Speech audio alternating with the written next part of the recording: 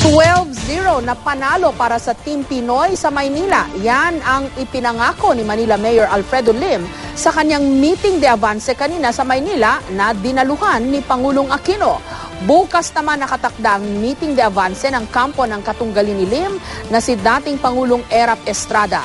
Nagdagdag din daw ng seguridad sina Erap matapos ang insidente na makaguluhan sa kanilang kampanya. Live mula sa Maynila, may report si Joseph Morong. Joseph? Jessica, 4 na araw na lamang ay eleksyon na. At dito sa Maynila, sa Tondo, Maynila, ay nagsagawa na yung Liberal Party Manila Chapter ng kanilang meeting de avance sa pangunguna ni Mayor Alfredo Lim. At walang iba nga kundi si Pangulong Aquino ang nakatulong niya sa pangangampanya. Bawas si Pangulong Aquino nang humarap siya kanina sa mga taga-Tondo, Maynila kasabay ng meeting de avance ng Liberal Party Manila Chapter. Kaninang umaga pa lamang ay paus na ang Pangulo galing din sa isa pang kampanya sa Quirino High School sa Quezon City. Pero sa kabila nito, bumira ang Pangulo sa mga kalaban ng kanilang kampo sa kampanya. Kasabay ng kanyang muling pangangampanya naman sa kanyang mga manok sa Senado sa Team Pinoy. 12 po kailangan ko ipakiusap sa inyo. Bawat isa po nito 12 natin kasama sa Team Pinoy, ginagarantya ko sa inyong kabalikat natin sa pagbabago ng ating lipunan. No? Baka naman humasingitan pa tayo, iangkla tayo sa kung anong matibay na poste.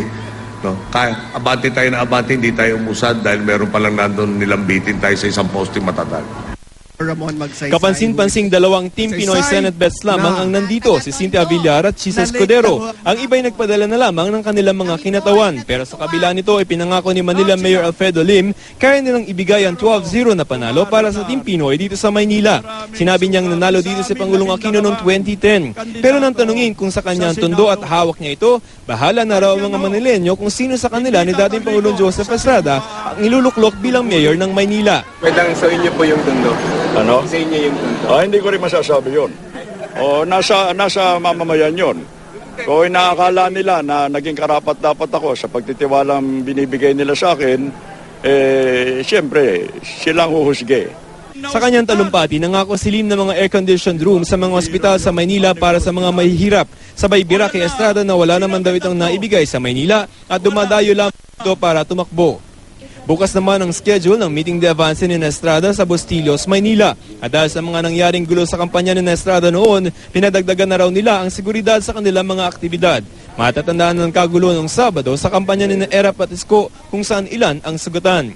Tigilan na yung dirty tricks. Ang nahihirapan niya ng taong bayan, lalo na yung mga mahihirap na parang niloloko nila yung mga mahihirap. Kawawa naman.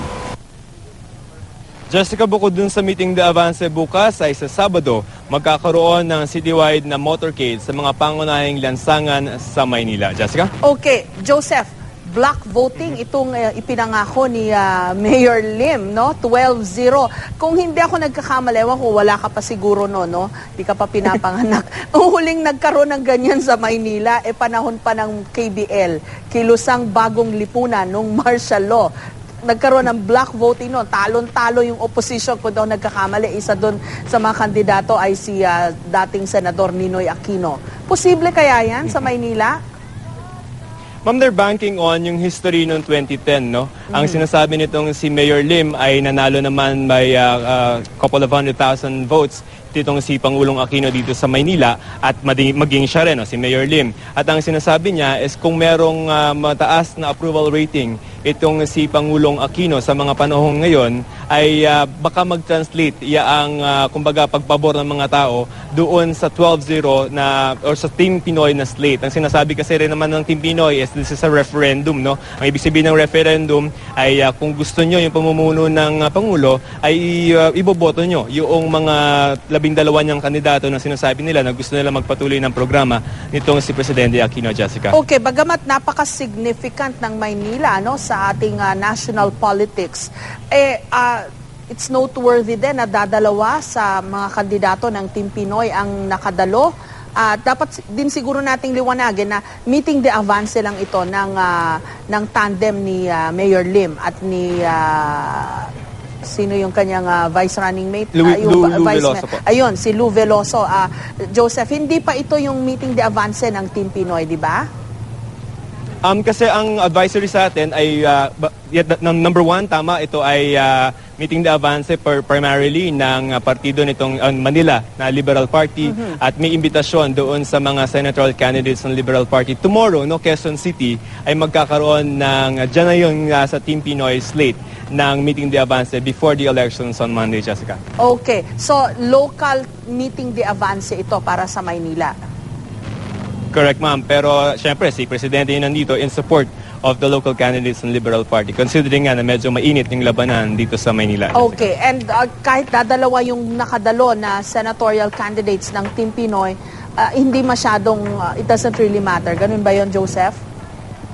Well, it doesn't really matter, pero parang yes or no yung answer, no? Na parang at the home stretch, you wanna be able to reach doon sa mga vote-rich na mga cities, and Manila is one of them. Kaya lang ang kausap natin dati yung mga senatorial candidates ng Team Pinoy, when we asked them kung ano yung plano nila during the last week or ditong last week ng election, ang magiging strategy nila is to cover as many bases as possible. For example, yung isang kandidato na sa probinsya, yung mismong kandidato na sa probinsya, ang pinadala na lang niya dito ay yung kanyang asawa. So parang ang nag-identify sila ng mga areas where they are weak at yun yung kanilang pinupuntahan at nagpapakilala at nagpapaalala ng kanilang mga pangalan, Jessica. Okay, and tomorrow naman ang meeting de avance ni Erap Estrada at ng kanyang katandem na si Isko Moreno. That is correct, ma'am. Okay, maraming salamat, Joseph Morong.